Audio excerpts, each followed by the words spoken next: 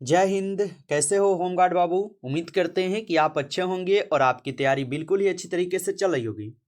जैसे कि आपको पता ही है कि आप लोग के लिए यहाँ पे स्पेशल यूपी होमगार्ड भर्ती 2025 के एग्जाम के लिए आपको यहाँ पर हम सभी लोग का जो है बिल्कुल यहाँ पे इंपॉर्टेंट क्वेश्चन का सीरीज चल रहा है, जिसमें आप लोग का डेली 35 क्वेश्चन का ये सीरीज हम लोग का चल रहा है।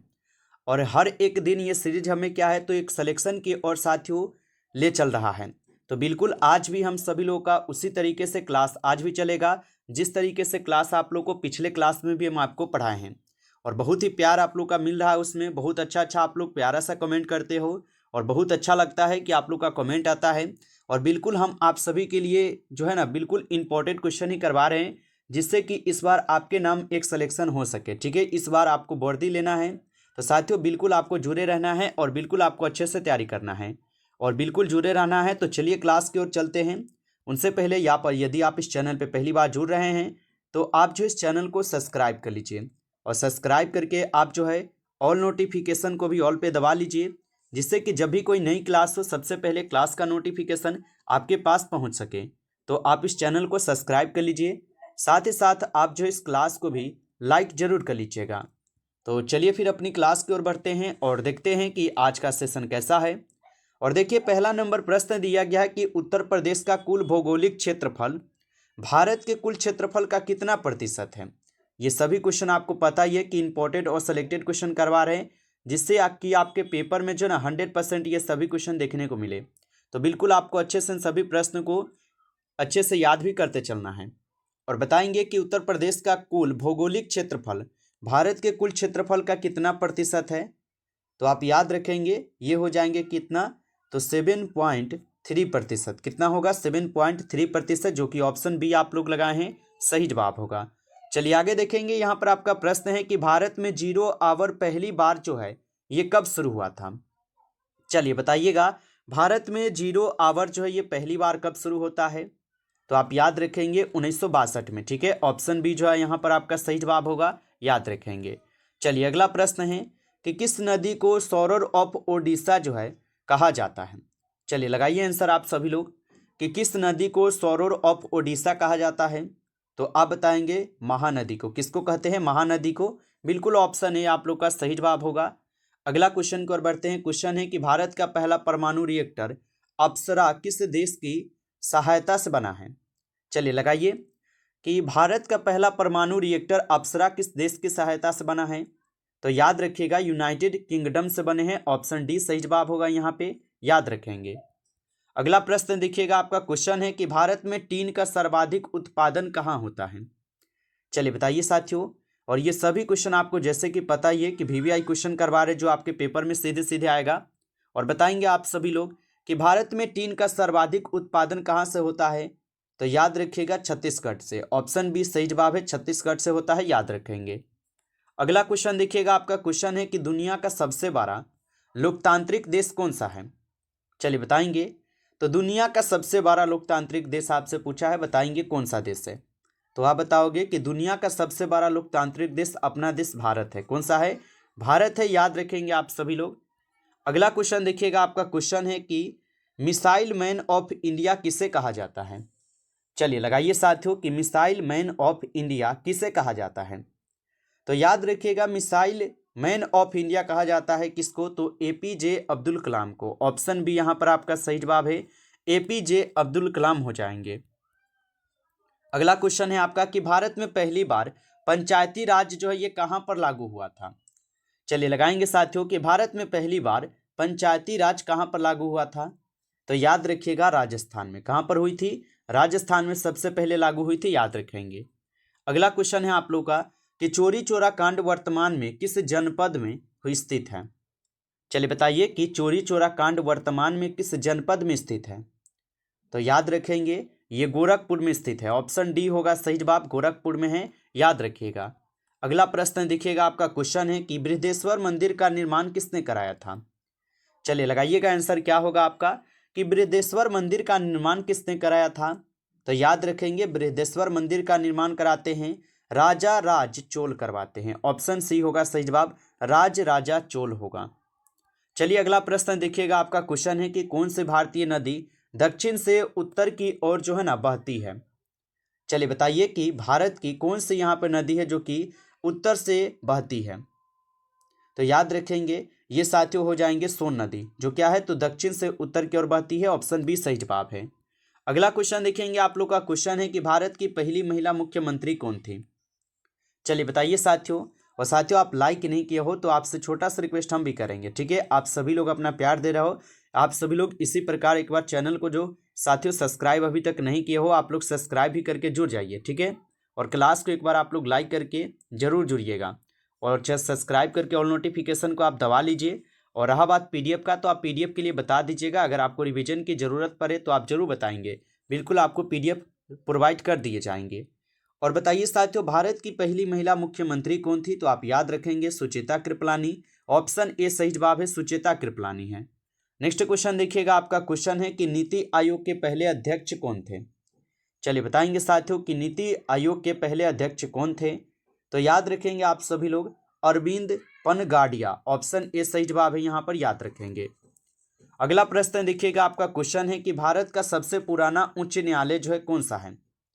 चलिए बताएंगे साथियों कि भारत का सबसे पुराना उच्च न्यायालय कौन सा है। तो याद रखेंगे कलकत्ता उच्च न्यायालय जो है ये भारत का सबसे पुराना उच्च न्यायालय है। ऑप्शन सी सही जवाब है। अगला क्वेश्चन देखिएगा, आप लोग का क्वेश्चन है कि पंजाब केसरी जो है किसे कहा जाता है। चलिए साथियों आंसर लगाएंगे कि पंजाब केसरी जो है किसे कहा जाता है।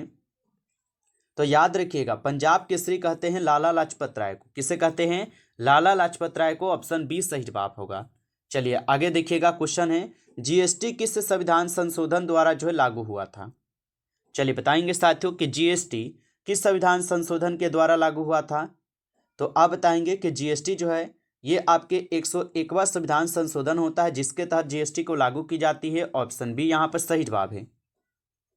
चलिए आगे देखते हैं, अगला प्रश्न देखिएगा, आपका क्वेश्चन है कि रमन प्रभाव की खोज किसने की थी। चलिए साथियों बताएंगे कि रमन प्रभाव की खोज किसने की थी। तो याद रखिएगा रमन प्रभाव की खोज की जाती है आपके सीवी रमन के द्वारा। ऑप्शन सी सही जवाब है, सीवी रमन के द्वारा। अगला प्रश्न देखिएगा, आपका क्वेश्चन दिया गया कि ऑपरेशन फ्लड किससे संबंधित है। चलिए बताएंगे साथियों कि ऑपरेशन फ्लड किससे संबंधित है। तो याद रखिएगा ऑपरेशन फ्लड संबंधित है दुग्ध उत्पादन से। ऑप्शन बी सही जवाब है यहाँ पर, दुग्ध उत्पादन से।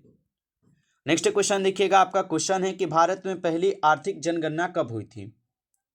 चलिए बताएंगे साथियों कि भारत में पहली जो है आर्थिक जनगणना कब हुई थी। तो याद रख लीजिएगा 1977 में। ऑप्शन बी आपका सही जवाब है, 1977। अगला क्वेश्चन देखेंगे, क्वेश्चन है कि ब्लू वाटर पॉलिसी किसने शुरू की थी। तो ब्लू वाटर पॉलिसी किसने शुरू की थी। तो याद रखोगे पुर्तगालियों के द्वारा की जाती है। ऑप्शन सी सही जवाब है। अगला क्वेश्चन आपका आता है यहाँ पर कि भारत में प्रतिशत के हिसाब से सबसे अधिक वन क्षेत्र किस राज्य में है। चलिए बताएंगे साथियों कि भारत में प्रतिशत के हिसाब से सबसे अधिक वन क्षेत्र किस राज्य में है। तो याद रखेंगे साथियों मिजोरम में है। ऑप्शन डी आपका सही जवाब है, मिजोरम में होगा। चलिए अगला प्रश्न देखिएगा साथियों, क्वेश्चन यहाँ पर दिया गया है। क्वेश्चन है कि भारत का सबसे पुराना तेल क्षेत्र कौन सा है। चलिए बताएंगे साथियों कि भारत का सबसे पुराना तेल क्षेत्र कौन सा है। तो तेल क्षेत्र की बात की जाए तो ये डिगबोई हो जाएंगे। ऑप्शन बी सही जवाब है, यहाँ पर डिगबोई होगा। चलिए अगला प्रश्न साथियों कि असहयोग आंदोलन किस वर्ष जो है लिया गया था। चलिए बताएंगे साथियों कि असहयोग आंदोलन को जो है किस वर्ष लिया गया था। तो याद रखेंगे आप सभी लोग असहयोग आंदोलन 1922 में ली जाती है, जब चोरी चोरा कांड होती है तो उस समय। ऑप्शन बी सही जवाब है। अगला प्रश्न आपका आता है यहाँ पर कि भारतीय संविधान में कुल कितने मूल अधिकार हैं। चलिए बताइए कि भारतीय संविधान में कुल कितने मूल अधिकार हैं। तो याद रखेंगे भारतीय संविधान में कुल 6 मूल अधिकार है, जो कि पहले 7 थे लेकिन अभी वर्तमान में 6 हैं। तो ऑप्शन बी होगा सही जवाब। चलिए आगे देखेंगे, क्वेश्चन है आपका भारत में प्रोजेक्ट टाइगर कब शुरू हुआ था। चलिए बताइए आप सभी लोग कि भारत में प्रोजेक्ट टाइगर जो है ये शुरू कब होता है। तो याद रखिएगा भारत में प्रोजेक्ट टाइगर शुरू हुआ था 1973 में। ऑप्शन सी सही जवाब है, 1973 में। नेक्स्ट क्वेश्चन देखिएगा, क्वेश्चन है कि उत्तर प्रदेश में चंबल घाटी किस जिले में फैली है। चलिए बताएंगे साथियों कि उत्तर प्रदेश में चंबल घाटी किस जिले में फैली है। तो याद रखिएगा इटावा में। ऑप्शन ए सही जवाब है, इटावा में फैला था, याद रखेंगे। चलिए नेक्स्ट क्वेश्चन है आप लोग का यहाँ पर कि किस धातु को पुअर मैंस गोल्ड कहा जाता है। बताइए कि किस धातु को पुअर मैंस गोल्ड कहा जाता है। तो याद रखेंगे तांबा को कहते हैं। ऑप्शन ए सही जवाब है तांबा को। नेक्स्ट क्वेश्चन है कि संविधान के किस अनुसूची में राज्य व केंद्र शासित प्रदेशों की सूची दी गई है। चलिए बताएंगे साथियों कि संविधान की किस अनुसूची में राज्य व केंद्र शासित प्रदेशों की सूची दी गई है। तो याद रखेंगे साथियों पहली में दी गई है। ऑप्शन यहाँ पर आप लोग का बी सही जवाब है, पहली अनुसूची में। नेक्स्ट क्वेश्चन आपका आता है यहाँ पर कि परमाणु रिएक्टर में कौन सा पदार्थ जो है न्यूट्रॉन अवशोषित करता है। चलिए बताएंगे साथियों कि परमाणु रिएक्टर में कौन सा पदार्थ है जो कि न्यूट्रॉन जो है अवशोषित करता है। तो याद रखेंगे साथियों ये हो जाएंगे कैडमियम। ऑप्शन यहाँ पर बी सही जवाब है, कैडमियम हो जाएंगे। नेक्स्ट क्वेश्चन आपका आता है साथियों कि प्रकाश का जो अपवर्तन है ये किस कारण से होता है। चलिए बताएंगे आप सभी लोग कि प्रकाश का अपवर्तन किस कारण होता है। तो प्रकाश का अपवर्तन होते हैं आपके वेग परिवर्तन के कारण। ऑप्शन सी सही जवाब है। अगला क्वेश्चन देखिएगा, क्वेश्चन है कि किस विटामिन की कमी से रतौंधी होती है। चलिए बताएंगे किस विटामिन की कमी से रतौंधी रोग होती है। तो विटामिन ए की कमी से आपको पता ही है कि रतौंधी रोग होती है। तो ऑप्शन सी सही जवाब होगा। अगला क्वेश्चन देखिएगा, आपका क्वेश्चन है कि मनुष्य के कान किस आवृत्ति सीमा को सुन सकते हैं। तो मनुष्य के कान किस आवृत्ति सीमा को सुन सकते हैं। तो 20 से लेकर 20,000 हर्ट्ज तक सुन सकते हैं। ऑप्शन बी सही जवाब हो जाएगा। अगला क्वेश्चन देखिएगा, आपका क्वेश्चन है मानव शरीर में आयरन किस रूप में संग्रहित होता है। चलिए बताएंगे साथियों कि मानव शरीर में आयरन किस रूप में संग्रहित होता है। तो याद रखिएगा फेरिटीन के रूप में। ऑप्शन सी सही जवाब हो जाएंगे, यहाँ पर फेरिटीन होगा। नमस्कार साथियों, इस क्लास में टॉप 35 क्वेश्चन थे जो कि काफ़ी इंपॉर्टेंट और सिलेक्टेड क्वेश्चन थे ये सभी क्वेश्चन। साथियों यदि आपको ये क्लास अच्छा लगा हो तो आप जो इस क्लास को लाइक ज़रूर कर लीजिएगा। चैनल पे पहली बार जुड़े हैं तो आप इस चैनल को भी सब्सक्राइब कर लीजिए। सब्सक्राइब करके आप ऑल नोटिफिकेशन को भी ऑल पे दबा लीजिएगा, जिससे कि जब भी कोई नई क्लास हो सबसे पहले क्लास का नोटिफिकेशन आपके पास पहुंच सके। तो आप इस चैनल को सब्सक्राइब कर लीजिए। साथ ही यदि आपको PDF चाहिए रिवीजन के लिए तो आप कमेंट करके ज़रूर बताइएगा। चलिए फिर मिलते हैं आपसे एक नेक्स्ट टॉपिक के साथ नेक्स्ट क्लास में। तब तक के लिए जय हिंद, जय भारत।